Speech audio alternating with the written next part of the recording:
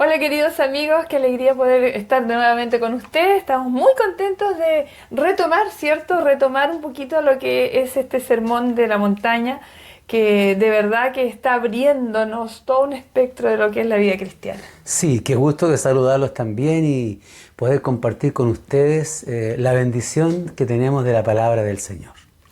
Bueno, ya hemos avanzado, ¿no? En Mateo capítulo 5, 6 y 7, todo el sermón de la montaña, y hemos terminado con lo que fueron específicamente las bienaventuranzas, pero todo lo que se desprende después tiene todo que ver con las bienaventuranzas. Claro, las bienaventuranzas son la base, el fundamento de todo el sermón de la montaña. Por eso pusimos buen énfasis Claro. durante varios capítulos en destacar cada una de las 8 bienaventuranzas, incluso con 2 capítulos introductorios, para que esto quedara claro de que allí está la base de todo lo que se va a decir o de todo lo que dijo Jesús más adelante. Y de hecho, bueno, antes de leer el pasaje, tal vez poquito una introducción, después de estas bienaventuranzas, Jesús inmediatamente introduce lo que quiere hacer de estos bienaventurados. ¿Qué pretende? ¿Qué espera de estos bienaventurados? Porque no se trata solamente de ser bienaventurados. ¿Para qué? ¿Cuál es el propósito de ser bienaventurados? ¿Solamente la espera de que Jesús vuelva a buscarnos? ¿Hay algo más? ¿Se trata de algo más? Claro que hay algo más, y eso es lo que vamos a ir descubriendo a medida que vamos transitando versículo a versículo por estas maravillosas palabras del Sermón de la Montaña. Así es ¿Ya? que vamos a orar, vamos a pedirle al Señor que nos acompañe en el estudio de su palabra y ustedes mientras abran la Biblia, abran su Biblia en el libro de Mateo, el capítulo 5, el versículo 13 y antes de leerlo vamos a orar. ¿Quieres orarle? Claro que sí. Dios Santo, gracias por la oportunidad preciosa de estudiar y de dedicar unos minutos al estudio de tu palabra. Que sea una bendición para cada uno de nosotros, en el nombre de Jesús. Amén. Muy bien, y dice entonces el versículo 13, vosotros sois la sal de la tierra, pero si la sal se desvaneciere, ¿con qué será salada? No sirve más para nada, sino para ser echada fuera y hollada por los hombres o pisoteada por los hombres. Así es. Bien, si las bienaventuranzas describen el carácter esencial de los discípulos de Jesús, las metáforas que vienen ahora son 2. Vamos a analizar una primero. La sal y la luz, por supuesto, indican la influencia positiva y bienhechora de estos discípulos en el mundo. Para Jesús, fíjense que esto es una de las cosas muy interesantes, para Jesús era totalmente factible que ese grupito de hombres, ese puñado de seres humanos que se sentó ahí al pie de la montaña junto a él, era factible que ellos fuesen sal y luz del mundo. Yo pensaba, increíble, o sea, cuando uno escoge quiénes van a ser sus seguidores o con quiénes va a trabajar, por ejemplo, en algún lugar, busca los mejores, ¿no? Pero a Jesús no se le acercaron los mejores. Sin embargo, de estos hombres y mujeres que estaban ahí, muchos de ellos eran los parias de la sociedad, Jesús tenía expectativas positivas. Y lo otro que me llama la atención de este pasaje, Vivi, es que dice que fuesen la sal y la luz del mundo, Sí. en el mundo, ambas cosas. O sea, la proyección de Jesús es de la humanidad toda. Claro, claro. No el solo pequeño pueblito, el pequeño ¿no? pueblito donde comenzó el claro. ministerio de Jesús, toda la tierra. Y eso implica o te da un mensaje potente, o sea, la planificación de Jesús primero, lo que Jesús estaba esperando de estos hombres que al comienzo podrían ser insignificantes para la mirada de cualquiera de ese tiempo, realmente me ilusiona también a mí, porque yo soy parte o nosotros somos parte de esos hombres también. Puede ser que para los ojos del mundo seamos insignificantes, pero el Señor tiene un plan para ti, para mí, para nosotros, para que nosotros influyamos poderosamente en el mundo. Y de hecho este grupo de personas, nadie da nada por ellos, porque además eran siervos, ¿no? Eran gente dominada por los romanos en esa época. ¿Qué expectativas tenían? siquiera alguno sabría que había más allá de las paredes de ese pueblo. O sea, tal vez ni siquiera habían salido de ahí. Sin embargo, Jesús sí podía mirar más allá. Claro, nos podemos preguntar qué bien perdurable pueden hacer, tomando las bienaventuranzas nuevamente, los pobres y los mansos, los que lloran y los que hacen la paz y no la guerra. Uno diría, no los hundirían a estos pobres personajes, ¿no? No los hundirían todas estas olas enormes de maldad, de pecado, de miseria. También podríamos preguntarnos o inquirir, ¿no son personas demasiado débiles para llevar a cabo una tarea transformadora del mundo?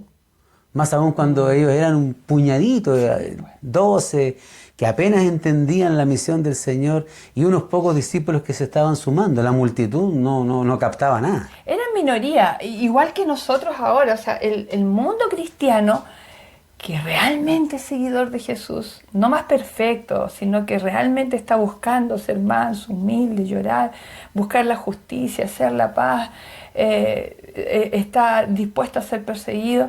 Ese grupo es minoría, y Dios espera todavía grandes cosas de nosotros. Por eso me viene a la mente el pasaje que dice: no temáis manada pequeña. Claro. ¿No? Un pequeño grupo que puede influir sobre el mundo. Eso es muy importante tenerlo presente. Y Jesús no fue incrédulo, no fue escéptico, no. En relación a sus seguidores. Él los escogió. Él miró y vio su potencial, ¿verdad? Y dijo, aquí hay madera, claro, aquí yo puedo hacer algo. Exactamente. Increíble la visión de Dios, porque Cristo, un ser santo, o sea, la mirada de Él, que podía ver lo que estaba al interior del corazón, diciendo, con esta persona yo puedo hacer mucho. Así es. Indudablemente el mundo va a perseguir a la iglesia. Pero el llamado de la iglesia es a servir al mundo que la persigue. O sea, el único desquite, la única venganza que se nos permite a los verdaderos seguidores de Dios es a amar a los que nos persiguen. Entonces, aquí estamos hablando de estas personas como elementos totalmente distintos del mundo. Así es. Claro, esa verdad básica que descansa detrás de estas dos metáforas, vamos a hablar ahora de la sal, en el siguiente mensaje de la luz, pero ahora de la sal, es que la iglesia y el mundo son comunidades totalmente diferentes. Tiene que haber una distinción. El Señor Jesús esperaba que hubiese una distinción entre sus discípulos y quienes no lo son, entre su pueblo y quienes no lo son. Mira, hoy día es muy común entre las iglesias cristianas decir que todo el mundo es el pueblo de Dios. Pero el pueblo de Dios no es todo el mundo. El pueblo de Dios son los bienaventurados, son sus seguidores, los que están dispuestos, con los que Dios está trabajando. Claro. Y cuando uno lee el pasaje bíblico y ve las palabras vosotros y tierra, vosotros sois la sal de la tierra, inmediatamente allí hay una separación. Claro. Hay dos entes completamente diferentes, la sal y la tierra, la iglesia y el mundo. Así es. Así es. La tierra corrupta, ¿cierto? La tierra pudriéndose en la maldad, en la miseria, en el pecado, en la violencia. Y vosotros, como dice la Escritura, vosotros, o sea, la sal, para preservar, para sanar, para evitar más corrupción de la que ya hay. Y esa es nuestra misión, sí, ¿cierto? Sí. Preservar de la inmoralidad, de la corrupción a la humanidad. Para eso estamos nosotros los creyentes. O sea, por eso que cuando un grupo de creyentes se instala en medio de un conglomerado de viviendas, un grupo de personas, y llega a ese lugar para quedarse, tiene que haber un cambio que se va generando en el entorno, porque como cristianos, como sal, venimos para quitar la corrupción, para que deje de degradarse lo que hasta ahí se estaba degradando. Claro, y en las entidades humanas que nosotros conocemos hoy hay dos fundamentales. Por ejemplo, el Estado Claro. cumple una función de influencia muy importante con su autoridad, por ejemplo, para dictar y hacer cumplir las leyes, ¿verdad? Y también el hogar, por ejemplo. Claro. También el hogar es un ente influyente en la sociedad y se espera que el hogar influya en la sociedad. Sin embargo, Jesús iba más allá. Jesús sabía que el Estado se corrompe, que las leyes se corrompen. Jesús sabía que el hogar se iba a corromper, ¿o no es así ahora? La institución matrimonial hoy día está por los suelos. Claro, claro. Ya increíblemente que en poco tiempo se destruyó el concepto tradicional de un hogar, de una familia. Se destruyó ese concepto. Entonces hoy día tenemos familias muy diferentes de lo que era el plan del Señor. Entonces, toda esa influencia saludable que podrían haber ejercido el Estado, el hogar, la familia, Dios sabía que era ni siquiera temporal, porque siempre estuvo así tan valiente, ¿no? Pero Él esperaba que sus seguidores fuesen la verdadera influencia en un mundo de pecado. Claro, y Dios depende de su pueblo redimido, regenerado y justo. Ese pueblo para preservar y contener a este mundo, claro que sí. Tremenda, yo pienso, tremenda responsabilidad, mi hermano, o sea, mis amigos, tremenda responsabilidad la que nosotros tenemos. Marcar una diferencia notable por precepto y por hecho, ¿cierto? Una distinción marcada que vaya generando además un cambio en los demás. O sea, no solo ser distinto para verme distinto, sino que ser distinto para influir. Eso es lo que Jesús esperaba, porque si no nos habría sacado del mundo y punto, ¿cierto? Claro. Nos habría puesto, ustedes se van a vivir acá, ni se metan para allá. No, el Señor nos puso en el mundo para ser sal de esta tierra. Así es. Un comentarista cristiano de apellido Tasker dijo lo siguiente: los discípulos deben ser el desinfectante moral en un mundo donde las normas morales son bajas y están en constante cambio o no existen. Y eso es lo que realmente ha pasado. Hoy día que estamos hablando tanto de los desinfectantes y de los para poder limpiarnos y sacarnos cualquier cosa que traemos de afuera, bueno, eso debiéramos ser nosotros también. Que cuando la gente se siente amenazada por la corrupción, se siente amenazada por el pecado, se siente amenazada por la maldad, nosotros debiésemos ser ese desinfectante. Ahora, yo veo con preocupación también nuestro mundo, el mundo cristiano, porque tristemente estamos fallándole también a la sociedad, estamos fallándole a la humanidad con tantos escándalos, Sí, claro, con tantas situaciones claro. morales, con tantos robos, con cosas así. Entonces la gente tampoco está confiando en el mundo cristiano. Debe levantarse un pueblo de creyentes, un remanente que realmente ponga en su lugar digamos, la vida y el carácter de Cristo en sus vidas, y de esa manera ellos puedan realmente impactar este mundo, de alguna manera. Sí, claro. Eso es lo que el Señor esperó en ese momento de ese grupo de personas y sigue esperando de nosotros. La efectividad de la sal es condicional, sin embargo. Tiene que retener esa facultad de salar. Y ese salar tenía que ver justamente con conservar, con mantener, con proteger también. Estamos hablando de que cuando Jesús dijo esto no había refrigerador, pensaba yo, ¿no? No había refrigerador para conservar los alimentos. Por lo tanto, ¿cómo lo conservaban ellos? Tomaban la sal y entonces lo ponían sobre los alimentos y con eso se preservaban. Claro, la forma que, la expresión que se usa era curar los alimentos. Curar ¿cierto? los alimentos, sí. La carne, por ejemplo, se sobaba en Sí. sal. Aunque la sal de ese tiempo no es exactamente igual a la actual. La actual está más depurada, Sí, claro, está sí. trabajada, pasa por procesos. En cambio, la sal que estaba alrededor del Mar Muerto, que era una fuente importante donde sacaba sal, estaba también contaminada, también, mezclada sí, con claro, muchos otros sí. elementos químicos también. Servía, pero no era exactamente igual. Además, ellos tomaban la sal de orillas del Mar Muerto, tomaban la sal, la llevaban, pero mucha de esa sal no servía para salar, porque era otros elementos.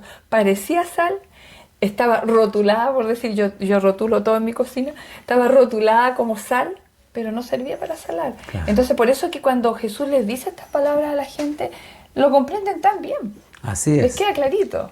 Así que por eso decimos eso, para contextualizar un poco el pasaje y Sí, entenderlo claro. mejor, ¿no es cierto?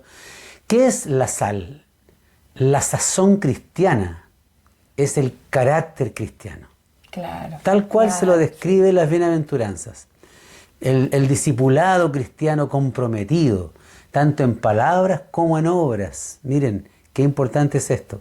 O sea, el ser sal, no que nosotros echamos sal, sino que Exacto. somos No sal. andamos con un paquetito de bienes, de bondades para darle a la gente. Nosotros somos.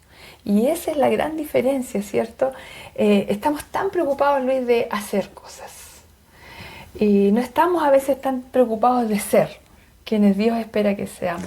El Señor trabaja en nuestro carácter, a través de lo que ya enseñamos, a través de las bienaventuranzas que comentamos, ¿cierto? Tenemos que ser la bondad, tenemos que ser la misericordia, tenemos que ser la mansedumbre, tenemos que ser la justicia, porque Cristo está en nosotros y entonces se refleja desde nosotros todas estas cualidades que ya estudiamos largamente en las bienaventuranzas. Mira, yo quería mencionar un pasaje de Lucas, el capítulo 9.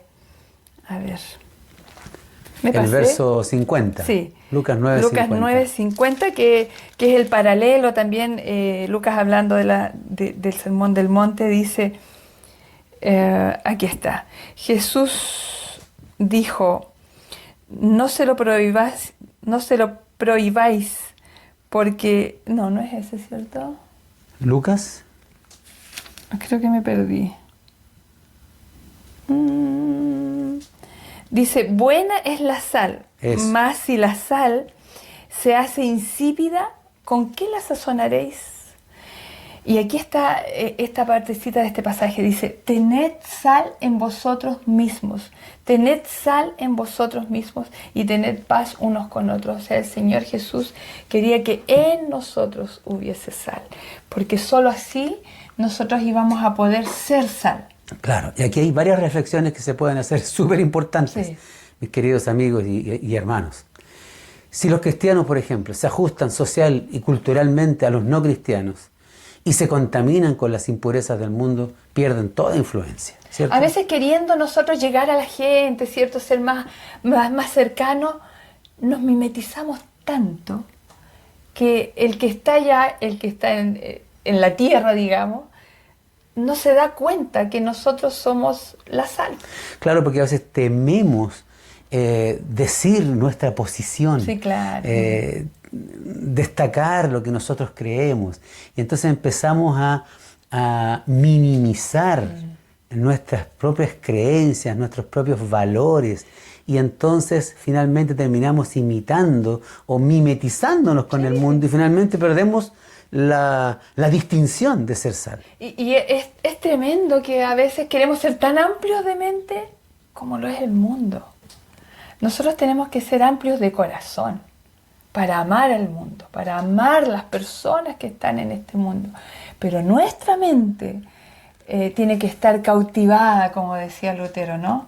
Tiene que estar cautivada, tiene que estar presa por la palabra de Dios, por los conceptos que allí se dicen y que deben regir la vida del cristiano. Claro, y la influencia de los cristianos sobre la sociedad depende de que sean distintos, no idénticos. Nosotros como cristianos tenemos que destacar esa distinción con el mundo, con la tierra. Porque el que anda buscando algo fuera de este mundo quiere algo distinto. No quiere más de lo mismo. Si nosotros les ofrecemos más de lo mismo, medio maquillado, un poquito por allí, por allá, en realidad la gente está un ratito y se va. Pero la gente se queda cuando tú le entregas algo distinto. Y eso distinto es la influencia que el poder del Espíritu Santo puede ejercer a través de nosotros, teniendo en nosotros sal. Porque si nosotros los cristianos no nos distinguimos, si nos mimetizamos, como tú decías, entonces no servimos para nada. No servimos. Como dice el exactamente. pasaje. Claro. Si la sal no sirve para Se salar, desvanece. ¿Con qué será salada la tierra? Ahí no está. sirve para nada, es pisada por los hombres. Exactamente. ¿Y cuántas veces ha sido así con los que nos llamamos a veces hijos de Dios? hemos sido pisoteados por los hombres, porque cambio, no hemos dado muestras de una fe genuina, de una vida genuina. Claro, en cambio, los cristianos que tienen una posición y que aunque al comienzo puede ser resistida, podemos ser objeto de burla, qué sé yo, de oprobio, finalmente cuando esa persona mantiene su distinción clara y al mismo tiempo es una persona moralmente intachable como creyente porque es un hijo de Dios, porque tiene a Cristo en el corazón, finalmente se torna en una tremenda influencia. Los ojos se fijan en él, como Desmond Doss, que hablábamos el otro día, ese soldado que pasó por tantas humillaciones y finalmente fue el soldado más honrado y recordado de su batallón, ¿cierto? Fue sal, literalmente fue una sal profunda en esa tierra. Por eso nuestra invitación es a pedirle al Señor, Señor, ayúdame. Decirle al Señor, Señor, yo sé que tú ves en mí lo que yo no veo. O sea, yo no me veo siendo sal como debiera. No me veo cambiando el mundo, tal vez como muchos de los hombres y mujeres que estaban ahí a los pies de Jesús.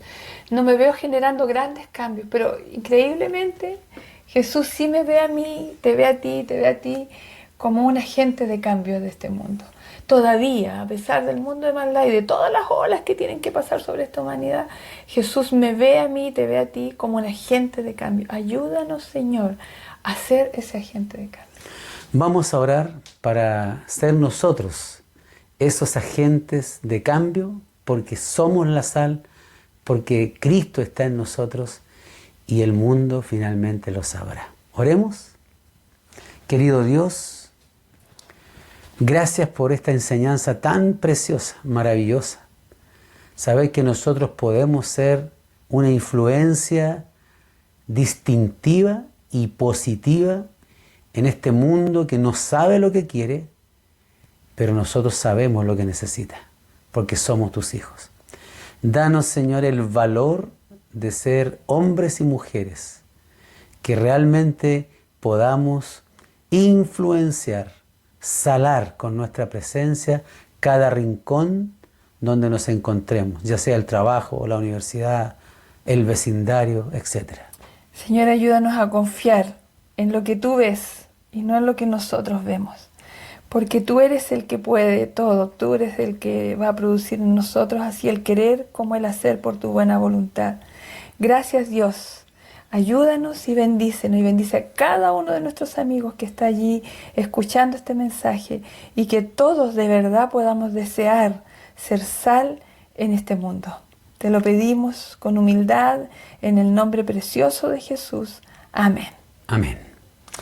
Y se viene la luz del mundo. Así es. Así que mañana o en el siguiente episodio ustedes pueden ver la luz del mundo.